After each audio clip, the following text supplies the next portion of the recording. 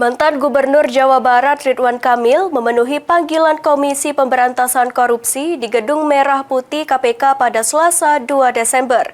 Dirinya diperiksa sebagai saksi terkait kasus korupsi pengadaan iklan di Bank Jabar, Banten.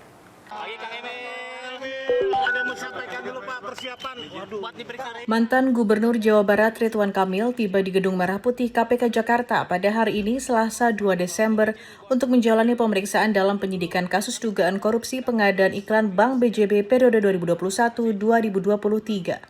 Sebelum memasuki gedung, kepada awak media, Ridwan Kamil mengaku senang dipanggil KPK untuk memberikan klarifikasi. Ia pun menyatakan bersedia membuka informasi seluas-luasnya terkait kasus korupsi tersebut kepada penyidik.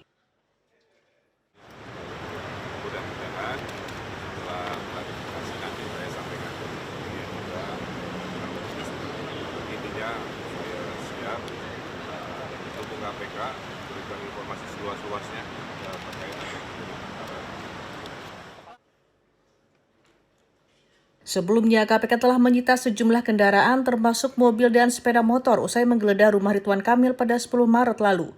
Dalam kasus ini, KPK telah menetapkan 5 orang tersangka, termasuk Direktur Utama Bank BJB Yudi Renaldi dan Kepala Divisi Sekretaris Perusahaan Bank BJB Widi Hartoto. Kerugian negara dalam kasus korupsi pengadaan iklan Bank BJB tersebut diperkirakan mencapai 222 miliar rupiah. Dari Jakarta, Irfan Syah Nasution, Kantor Berita Antara mewartakan.